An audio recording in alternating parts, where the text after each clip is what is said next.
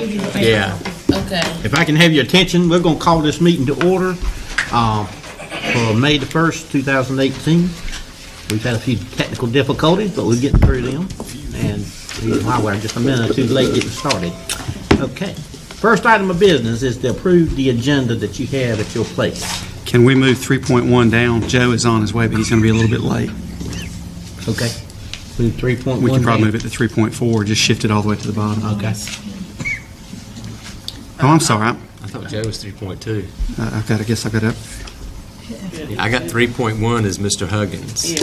No, I got it. You're talking about 3.2? I got 3.1. Let's make sure we're all on the same agenda, I guess. Okay, I have 3.1 July. I do too. Do we need to Let me- refresh from that? That's what I just did. Let me see how that changes.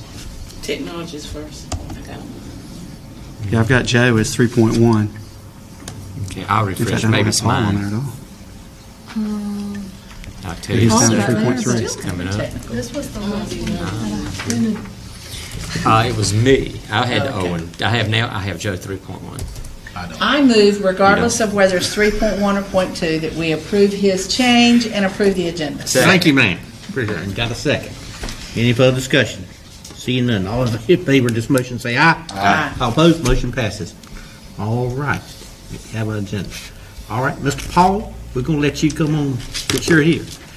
Yes, sir. All right. Y'all. Yes, sir. Thank you for hearing me today. I just want to bring you up to date on our website and our ADA compliance issues. Due to our American Disabilities Act that was passed, we had some compliance issues last year with our website, and we began to analyze our website and our digital footprint to discover where those were at.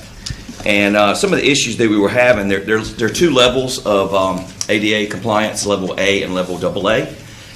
We had a lot of issues in A and many issues in AA. A is like, to give some examples, every image on a website must have a description on it for people who cannot see it. They would have a reader that would go over and tell them this is a picture of a football team at Washington High School. So every picture has to have a tag. Every PDF document has to be a tabbable, not a copy. You can't run a copy through a scanner and then put it up on a website because it would come out as a blank for a person that had a disability like that. Audio and video items must have descriptions. There must be a logical way our website is set up. It must be accessible by keyboard for people who don't use a mouse and can't use one. Everything must have labels and it must be tabbable. Those are item one, item A. Double A stuff is a little bit more serious, and that is videos have to have captions. You have to have audios, transcriptions, menus. You must have proper headings. The ability to resize things so people who have hard of seeing can see that, and color.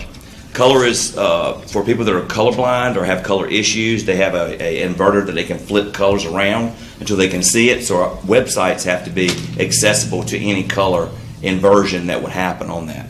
So when you have a website with like wacky colors like pink or something like that, that would show up as an invisible color to a person. We would get hit on an ADA violation.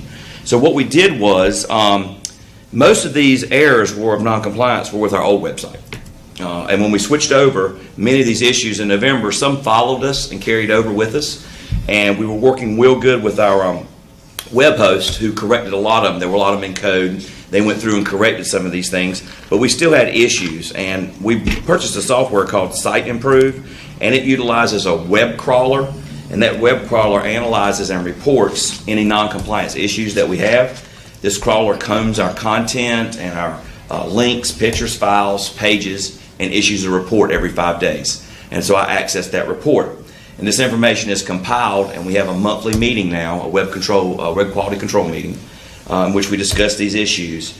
And the web quality control team consists of Dr. Phipps and Ms. Lilly, Mr. Malik, and myself, along with every school webmaster. So we go over and we find out what the emphasis is that we're going to have, what's the biggest violation we have, and we send that out to the schools to be corrected on that. What I want to show you is the software that we're using right now, Site Improve. If you'll look up at the board, if I can get this going.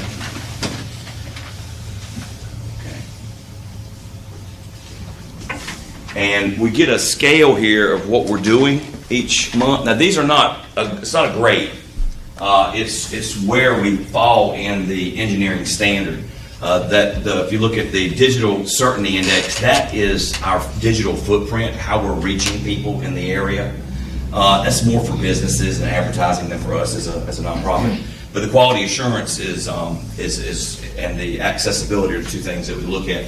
The standard for the quality assurance is sitting down here at 78 for the industry standard for education. If I can get it to stay there. There we go. And so this consists of broken links, pages that don't exist anymore, spelling errors, things like that. We have a really good handle on that. It was down in the 60s when we started on that. Now, the accessibility, this is not our number. That's not a grade. The industry standard on this is 68.4, and we're 68.5. So as long as we stay at the standard or above, we're perfect on that. And so it's not a score. So this is what I get every month. And if you look at the board docs, I gave you some handouts that I was going to, the paperless handouts. And if you look at the little chart, we were at 4.8 million errors when we started this, and we're down to 36,000 now. So we have, if you look at that chart, it just dives during the month of October, November when we started to work on this. And we've kept it pretty consistent. If you'll look at the next page, the spreadsheet, you will see that level A and level AA violations were 4.8 million and 38,000. And if you go all the way to the bottom where they're sitting at as of this morning, we are sitting at 36,000 and 5,000. So we have corrected a lot of these errors out of the hundreds and hundreds of web pages we have, and each of those pages have thousands upon thousands of things that could be wrong on each one of them. And our teachers and staff are adding pages every day. So as we go through this, the last page I got was a letter from the quality assurance team at Site Improve.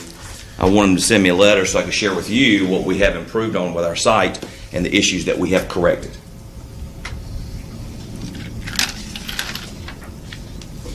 And I'll be glad to take any questions. Like I said, we meet with these every month, and our lawsuit was dropped on that.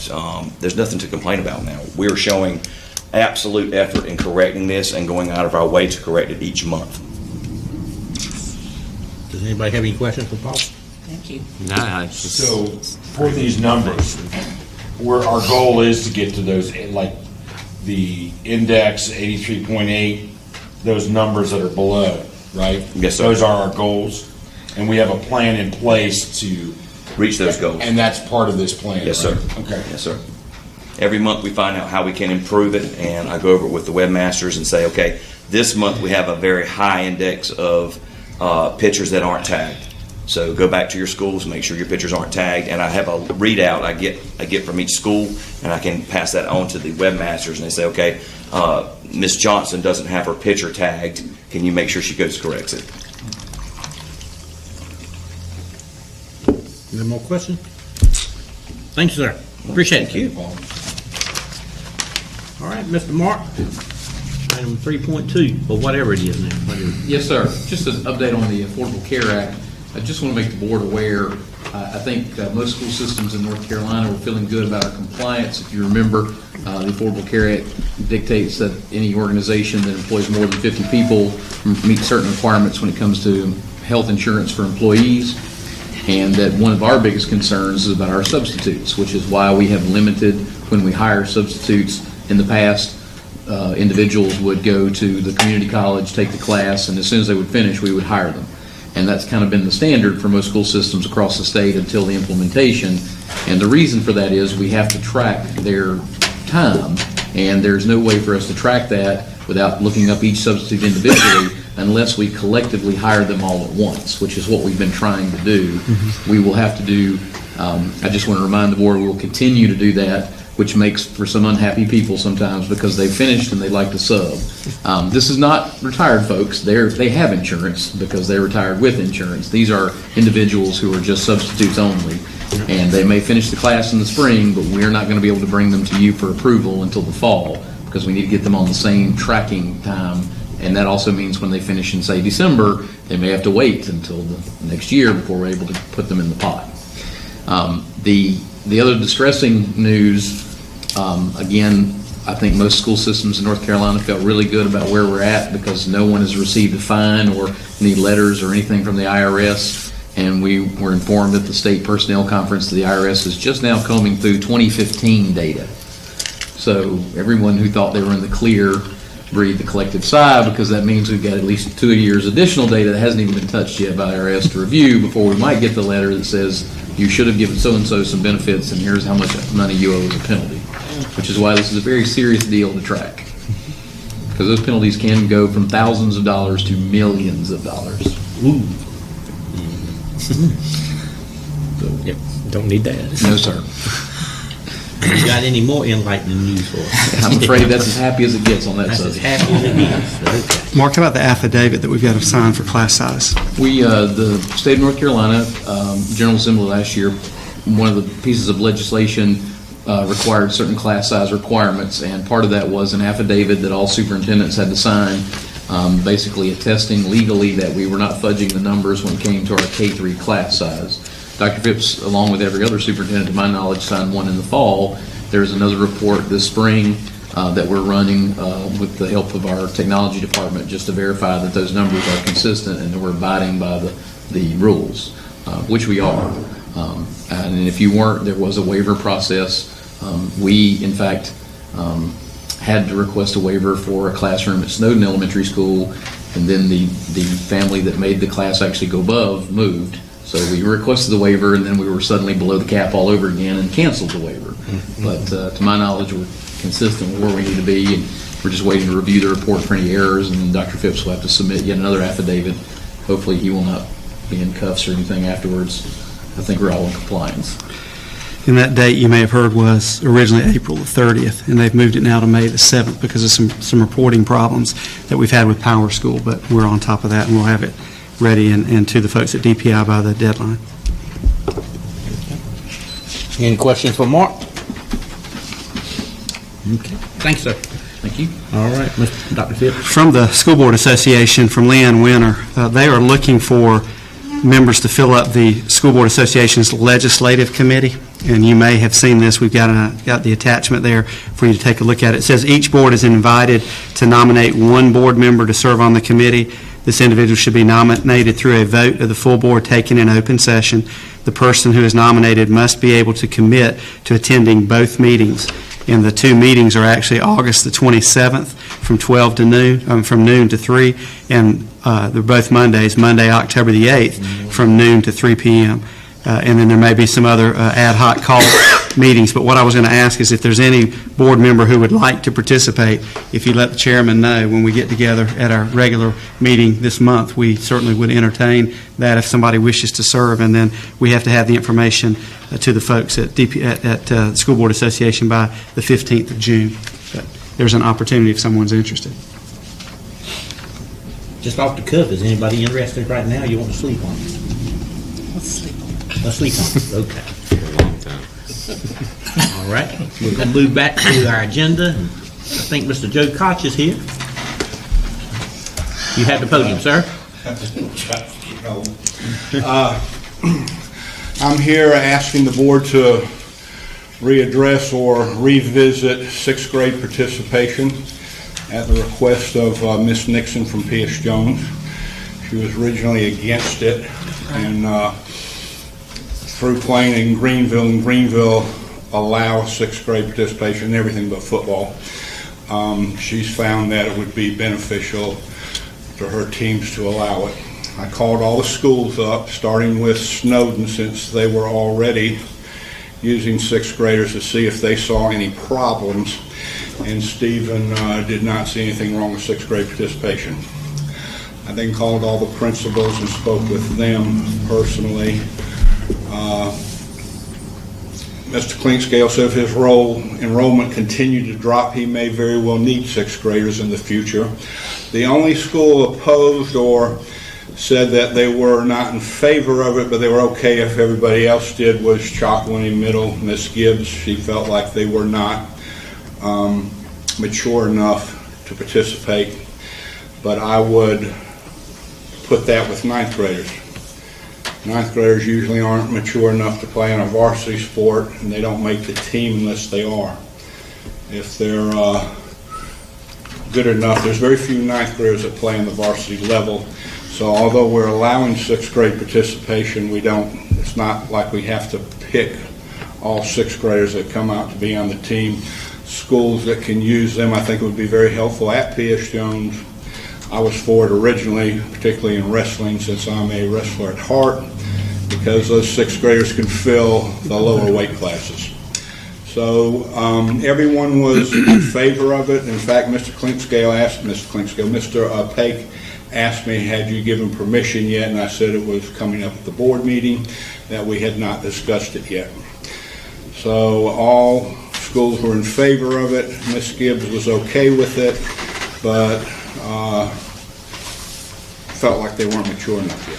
So are you wanting blanket permission and then school to school they can elect to do it or Who not? makes their team? Right. I would say sixth graders would just be eligible, and they can go out for the team. I don't think I would go with, you can tell them they can't come out. Right. I would allow them to come out, and then they either get cut from the field of candidates or they make it. Because if you get into saying, well, you can tell them whether you're going to let them play or not, and one school doesn't, then they may come under the gun, in my opinion. Just allow them to come out, and if they're a Terrence Copper or that quality, a ninth grader at the high school level can play, or a sixth grader that can play, they can. And this is every sport except football. Except football. The state of North Carolina went to this last year. DPI really has the rules for middle school athletics, and they have sixth graders in every sport except for football.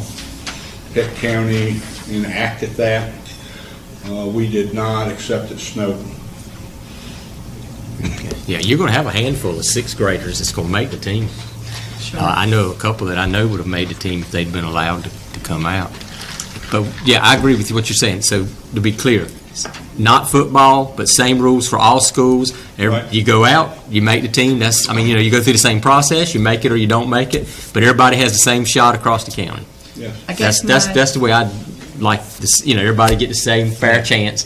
But I understand if your chances of a sixth grader making it over eighth grader shouldn't be that high, but there's a few out there that will.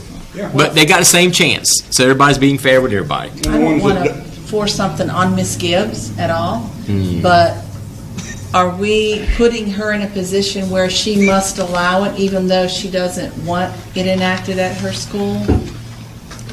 You know what I'm saying? Yeah. By us saying everybody's allowed, but she doesn't want it, yet her sixth graders may choose to go out, and if they make it, are we putting Miss Gibbs in? I need more than they're not mature enough. I don't want Right. that. They had, There's some sixth graders that would be a lot more mature than other sixth Well, graders. with all the travel sports, but so many of the sports, the they kids are had all. two of her coaches that were much in favor of sixth graders. I was getting ready to say it's maybe her feelings, but that's not a feeling of her athletic department. What do you think, It's a John? blanket statement, I and don't I'm- want to put Ms. Gibbs in a bad Yeah. situation, but I don't want to penalize her Well, sixth I graders. think you create a big problem if you have schools doing different things No. across the county. I'd like to see us try it and revisit again at the end of next year, and if we decide to continue, we can. And this is a no action item, so. No we can- action tonight. so We we're want not to gonna do present it it to anyway. you and then kind of get the idea out, and then come back on the 15th of this month to ask for a vote on it. Yeah, well, I'm good as long as everybody's treated the same across the county. I don't want to go school to school. There are so many travel can't do sports that. and so You- many you of can't those. do- Just, I don't even think you would want to do that. You'll be opening about stuff like I don't even think you want to tackle that. Yeah, you don't. Well, and you're holding football off, which is probably the biggest concern that people would have I get over the that. size differences, so. Yeah, I get that. Any other questions for Jeff? Sixth graders, Jan McElroy. Thank you, sir. It'll be on our regular monthly meetings agenda. Which is the 15th of May. Yeah, it's coming right up. Does that give you time to That gives them speak to another the? Right, I just wanted to get it done now so that they could do the concussion testing before school's out, get the physical, the paperwork, the forms out to the, because the earliest sport to start middle school is football, and that's 5 days before school starts. The other ones don't start till the first day of it. Now, how many fall sports would have, other than football, which doesn't play into this, how many other fall sports would have summer conditioning? Any of them could. I don't think many middle schools have any type of summer workout. So if they don't Mostly really have because- tryouts until the fall, we're No, okay. they haven't got that license yet. Right. Until they get the license, mom and dad has to take them, and you don't, well, number one, middle school athletes cannot go to the high school school when the high school students are present or in the weight room and whatnot. Coach can let them lift, eighth grader lift by themselves when no one else is around, but they can't come over there. And the middle school coaches, I don't know of any that work students in the summertime. Oh, okay. Okay. All right.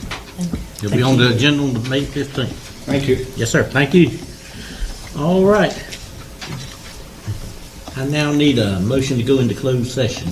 I move that we go into closed session pursuant to General Statute 143-318.11A. 1, to prevent disclosure of confidential personnel files under General Statute 115C-321. Okay.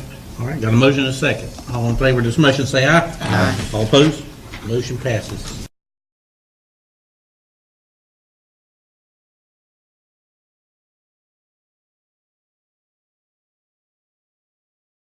Okay. All right, we're back in open session. I will entertain a motion to accept the personnel agenda that was presented. So moved. Second. Got a motion and a second. All in favor of this motion, say aye. Aye. All opposed? Motion passes. Okay. All right, going down to the calendar. You have two copies of calendars. One is the May and June 2018 calendar for the board, and it includes the transportation banquet on the 10th. The next board meeting for the month is going to be on the 15th. Then we have retirement banquet, and then we go into the June meetings. And then the second file that we have is the senior awards and graduation dates. We want to make sure you have those early, so we'd just like to bring your attention to those. All right. Okay. Anybody have any questions? Seeing none? Okay. All right. Board member updates? Anybody got anything? I went to Southside Friday night with Distinguished Men. It was really nice. Very good. It was a lot of love given out to so the men. We're looking out for our fellas at Southside. Okay. Good. Good. Anybody else? Superintendent update? Nothing tonight, sir. I will say one thing. I did go out to the STEM Expo at the airport the other day, and I was well impressed with what all they had going on there. Al Powell, Oh, yeah. he put it together. He had it going on. So, Over 500 attendees. Wow, and how many counties were there? I think 5. 5 counties. that's great.